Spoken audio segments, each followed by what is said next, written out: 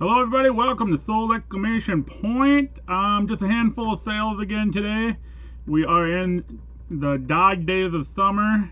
I need a little bit of fourth quarter action going around here.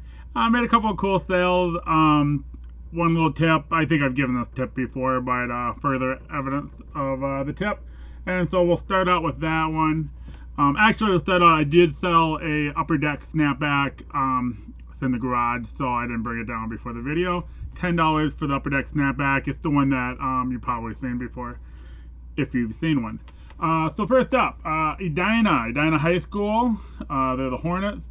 High School in Minnesota. $57 for the jersey. It's got a cool captain's patch and no name. Here's the thing. Hockey jerseys in Minnesota sell, even high school jerseys, sells very well. What I don't know is if they sell well outside of Minnesota or outside the Midwest. My guess is Michigan high school hockey jerseys probably do pretty good. The question is, will an Oklahoma high school or a New Mexico high school hockey team sell? I don't know the answer to that. On one hand, you don't have much supply, so that's a good thing actually. So when you find them, they're going to be more rare. But I don't know if the collectors of these jerseys I like all hockey jerseys. So if I see a cool jersey, I'm gonna buy it. So even if it's New Mexico high school, or if they're just Minnesota's the state of hockey, I just care about Minnesota. I'm only buying Minnesota jerseys. I don't know the answer to that. If anybody, in another state that's not like Michigan, New York. I can see New York having a good following. But if somebody's from like that Kentucky,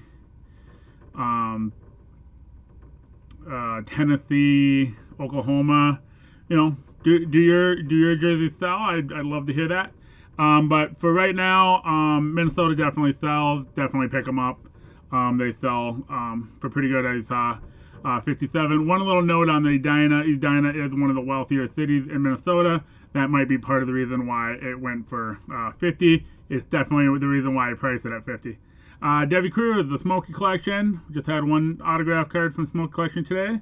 $9. We did have a autograph card from our other collection. We called it the 10K Lake Collection. It's a Minnesota in-person autograph. He's just basketball. It had JJ Redick. This guy wasn't as good with prepping his cards, and he used a lot of paint pens, so the autographs are a little more streaky. They're probably more of them are personalized. The Redick went for 9 as well. I had this Brewers mini pennant. It actually had it was one that was on a stick, I put it up there. It's $5. I just priced it down. This isn't a big deal.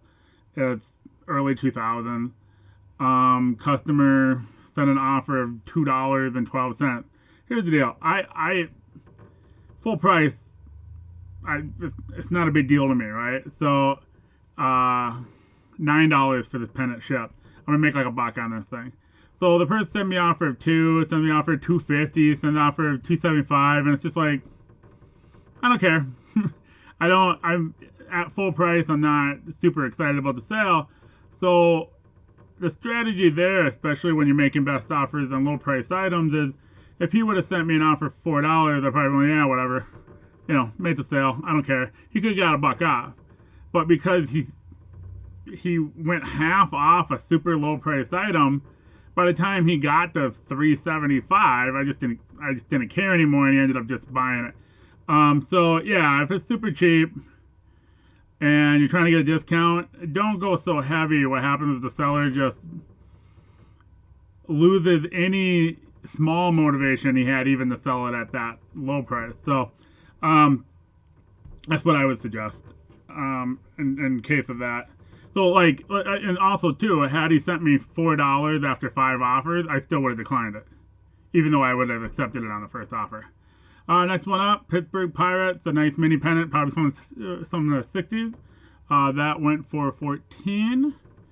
We had a ticket sale, North Carolina versus Michigan.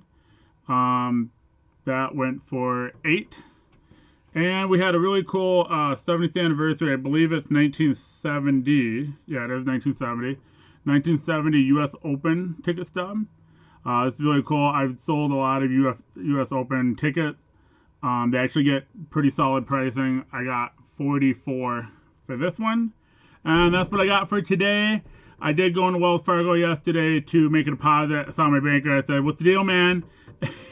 And apparently, the business lending unit in Arizona lost power.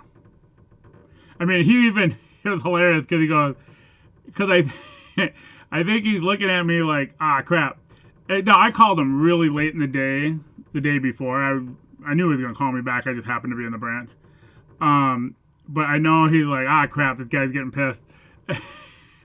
So I sit down. I had another question about the line of credit.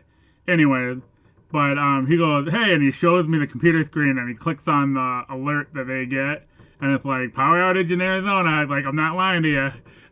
Which, I mean, it's probably a good move by him, because if you would have said, oh, there's a power outage in Arizona, that's why I haven't heard anything, I'm going to be like, is that the truth?